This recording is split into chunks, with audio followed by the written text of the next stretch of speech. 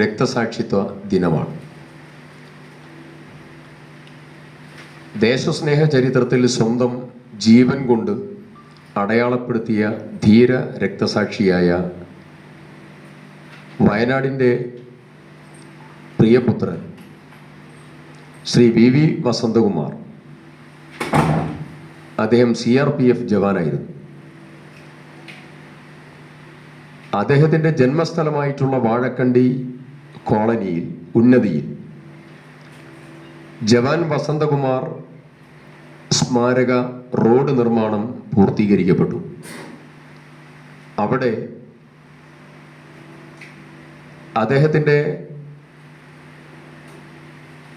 സ്ഥിര സ്മാരകം, അതിലുള്ള പ്രവർത്തനങ്ങളും നിലവിലുള്ള പ്രവർത്തനവും പൂർത്തീകരിക്കപ്പെട്ടു.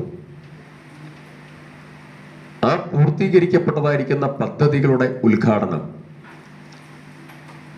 നാളെ കാലത്ത് 10 മണിക്ക് നിർവഹിക്കുകയാണ്.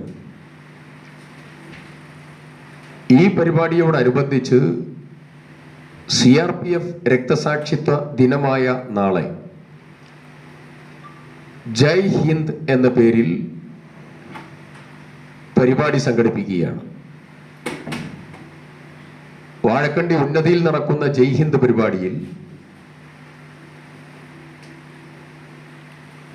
കൽപ്പറ്റ നിയോജക മണ്ഡലത്തിലെ രാജ്യസേവനം പൂർത്തീകരിച്ച് മടങ്ങി വന്നതായ വിമുക്ത ഭടന്മാരെ മുഴുവൻ ആദരിക്കുകയാണ്. യുദ്ധവീരന്മാരെയും